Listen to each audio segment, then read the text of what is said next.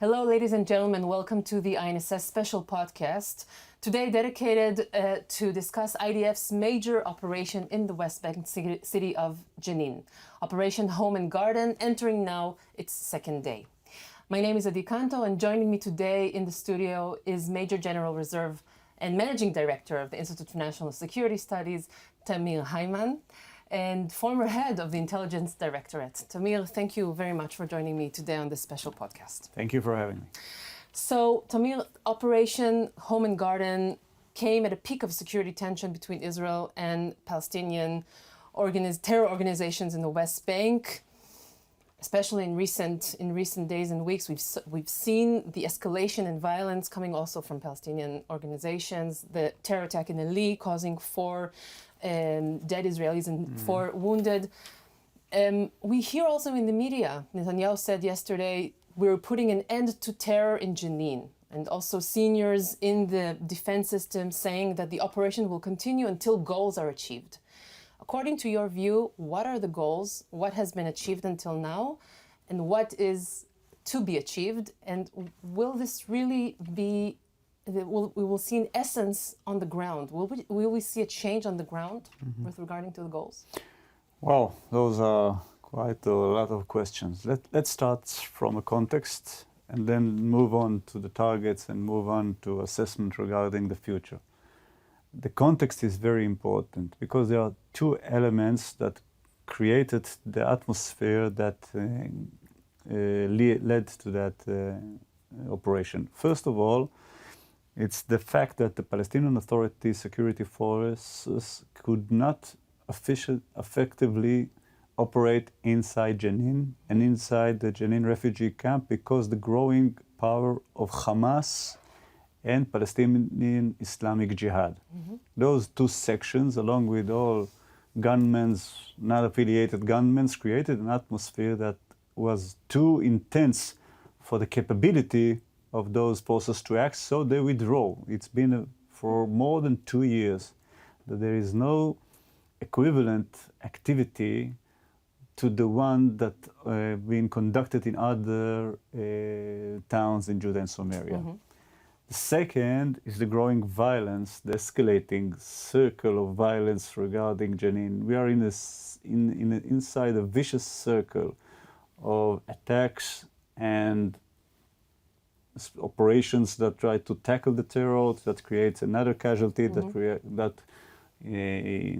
ignite another cycle of revenge, and that cycle becomes a spiral that went out of proportion and out of control. It feeds itself also. Yeah, those 2 elements, the rise of terrorism and the lack of efficiency of the Palestinian Authority, brought to the idea of let's return back to Jenin in a different manner and maybe erode the opponents of the Palestinian Authority, that is Hamas and Jihadic Islam. Finally, the goal of that operation is to create another security environment that without those explosive devices, without the ammunition, with less, not without. In a minute I'll address the tension of ending the terror, which I totally think it's unachievable, but more slogan than... Yes, you can reduce, eroding, de-escalating the situation, the future de-escalation is something that it's a matter of numbers. How many gunmen do you eliminate? How many terror labs, we call it, you ruin, you explode, or and it's an eroding based operation, not decisive based operation. It's not 0 or 100. Exactly. The terror has no capital, and I totally reject the sentiment that Jenin is the terror capital. Terror lives in the motivations, hearts, and minds of a huge range of people that has no borders. It's a notion, and as long as it lives in their motivation, it will continue on. There is no geographical focal point that if you'll conquer and destroy, you'll end up the The situation. motivation is still there. So I totally reject the fact that this is our aim. This is a very crucial operation, and it is necessary. Okay, I'm a strong believer that in the essence that it should happen, but perspective, proportion. It will not eliminate terror. We will continue on dealing with the Israeli-Palestinian conflict. It's another operation in a round of several ones. This one is more intense because it uses UAVs.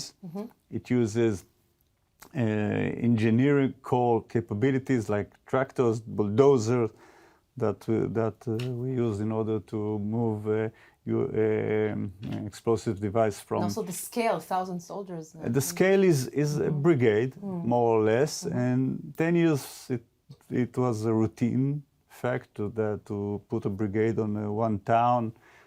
I myself, as a brigade commander in the Second Intifada, several times when I was in charge of two cities in Judah, in Sumeria, Tulkarem and Kalkilia, several times I moved aside and led operational brigade like Golani or whatever came to make the operation. So this is the situation right now. Is there Israeli strategy in what we see now? Or is it only a tactical operation? I think it's a more tactical operation.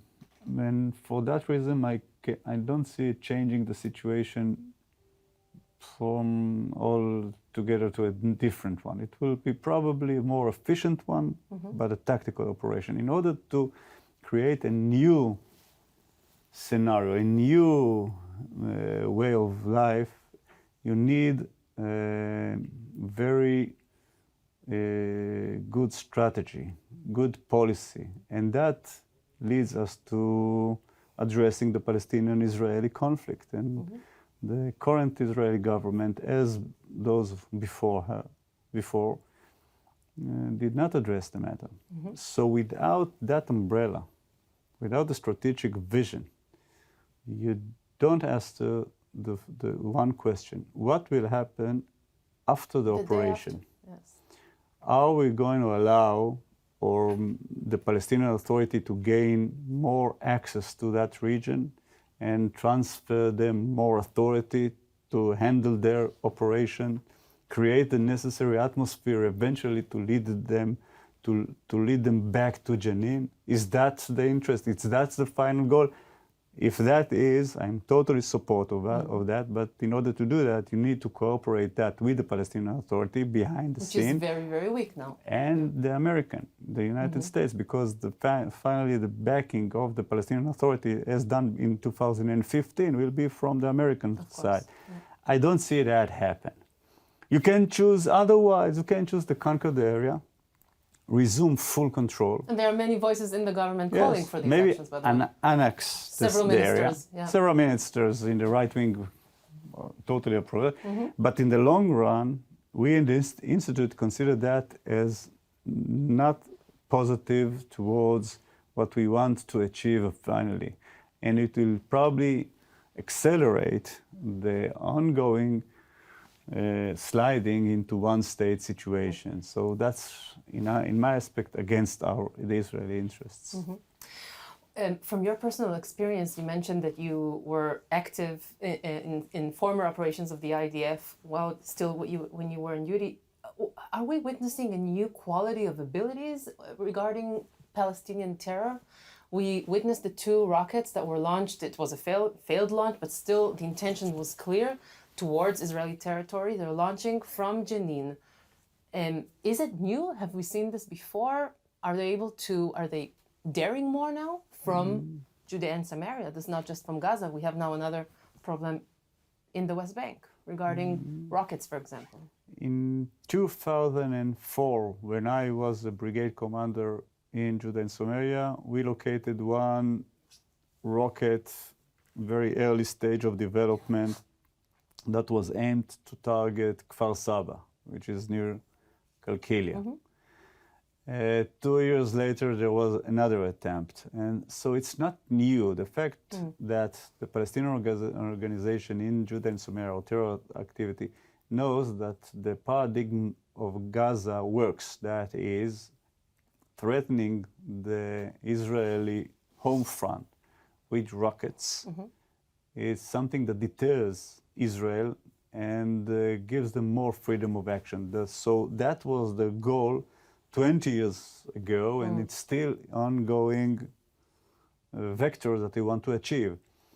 The rocket that you mentioned was a very, it's also not very sophisticated one. It made the range of 80 meters before crashing into the ground, but I do not, I'm not ignoring that and neglecting that.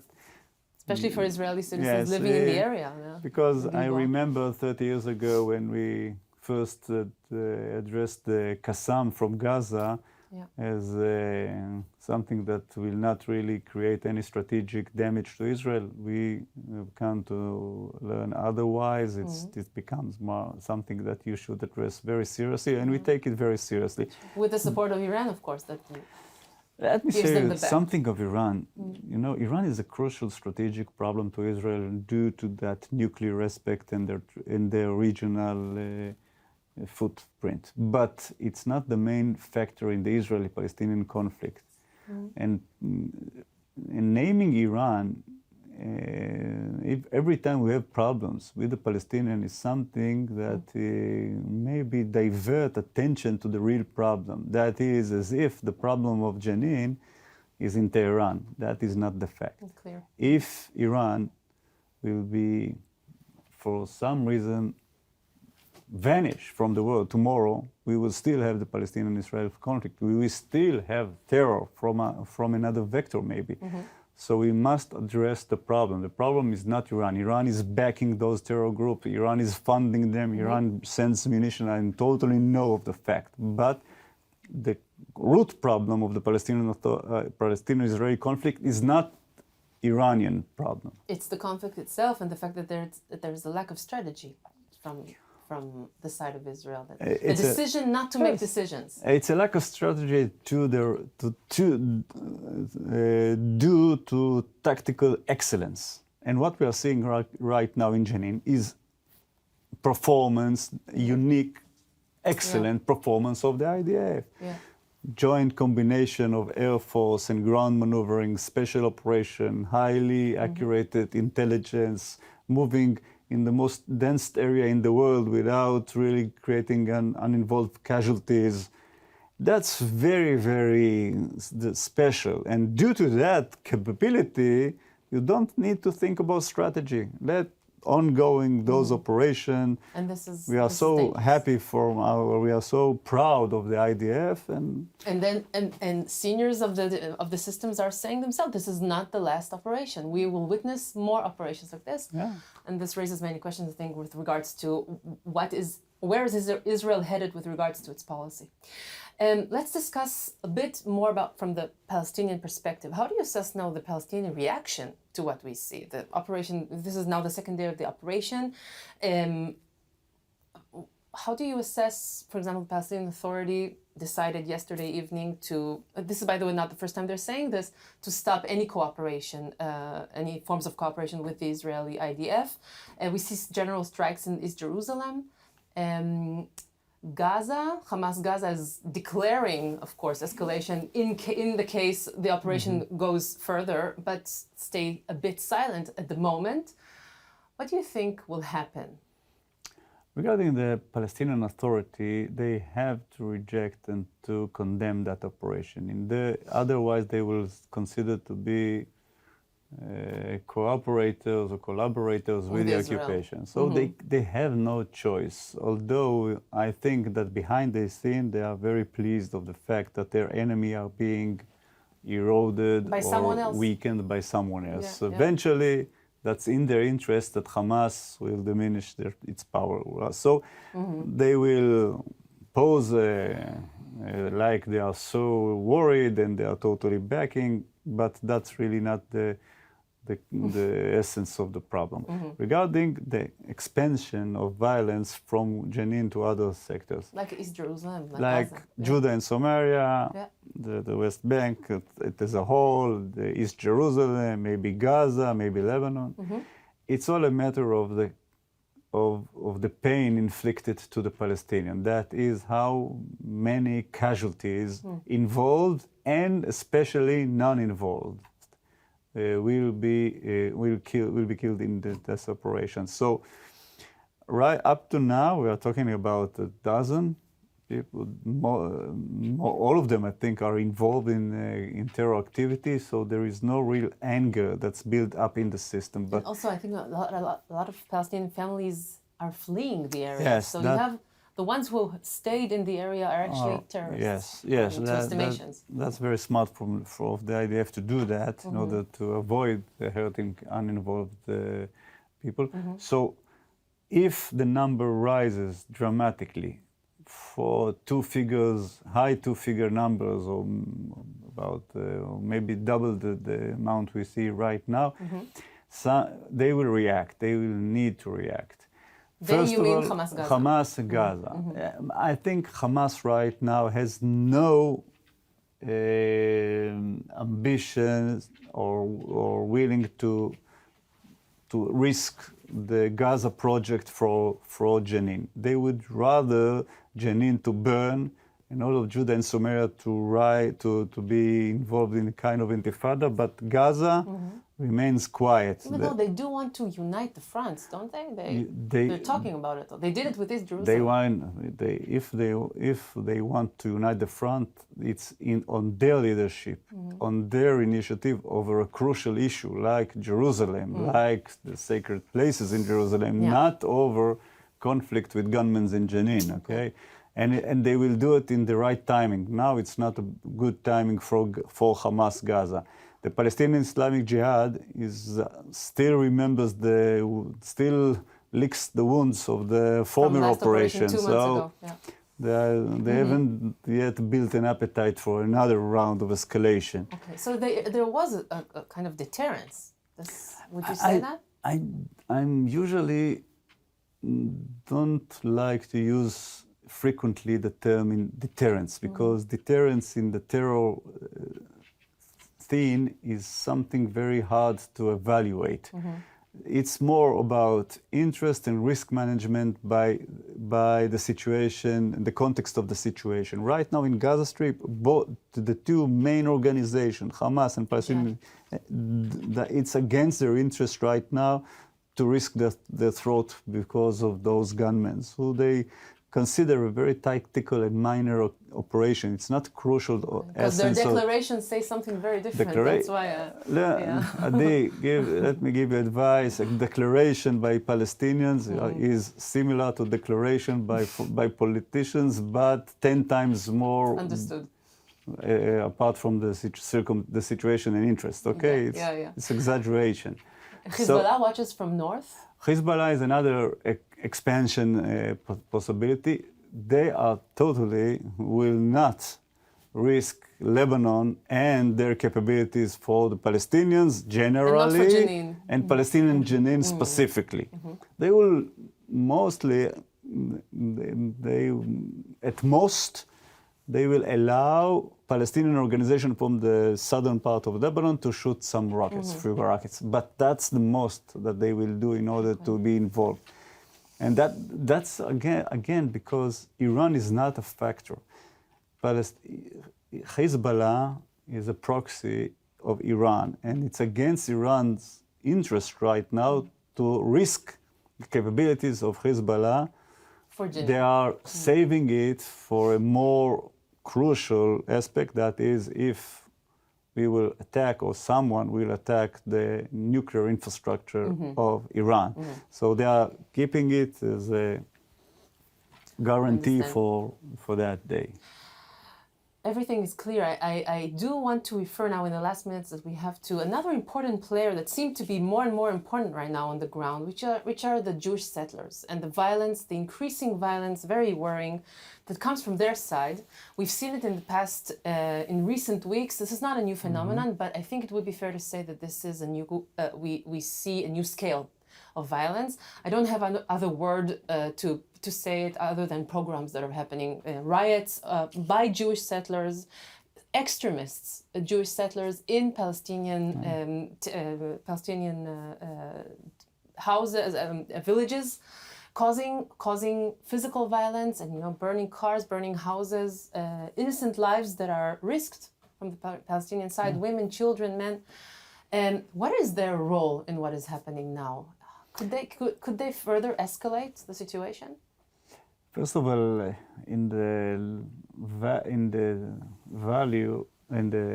aspect of values, as a Jew, I am truly embarrassed and ashamed of the fact that Jews are creating terror attacks against civilians that are not involved in terror. It's against our values, it's against our law, it's against our interest, and I'm totally condemn it, and I'm not the first one to condemn it. It was declared as a terror activity by the General Chief of Staff of the IDF, and it was something that all senior members of the government right now condemn. It's something that it's not us to do such terror activities.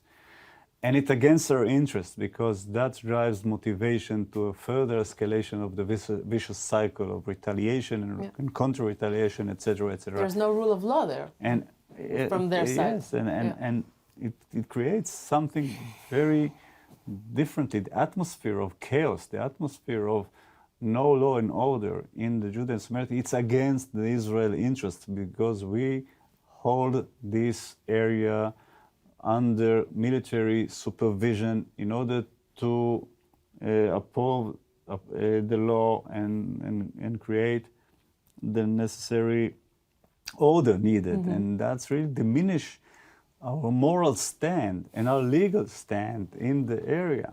And it's against our interest because it drives the motivation for another cycle of terror. And where does this lead us? Nowhere. It's just riots that we need to condemn and we need to stop it by any means. And I think the IDF did not so good because it was anticipated after the terror attack that there will be in retaliation. We learned from Hawara. So why again? Why again? And we see also, by the way, among them are also soldiers. They live there, I saw the or pictures. They have ammunition. They have access to ammunition. You ask yourself, how did they get the ammunition? How they started shooting at Palestinians. Yes, but it was very isolated occasions of bad seeds that need to be rooted out, and I think we should deal with them. It's a problem in discipline. It's a problem of law breaching. Let's not paint all the IDF in that color, okay? Most of the IDF soldiers are now trying, when observing that situation, trying to protect the Palestinian. And I'll quote again the General Alevi said that an officer who sees Israeli throwing Molotov bottles to Palestinians and not doing anything is not worthy to be an officer. Yes. And I think that's a very good and clear moral statement that really encapsulates the essence. The situation. Tamir, I want to thank you very much for your insights, important insights on what is ongoing operation, and we hope that it will reach an end. And we hope for a better strategy, I think, from the State of Israel. Thank you very much for Tamir Hayman, and thank you for our viewers and listeners, and see you in the next program.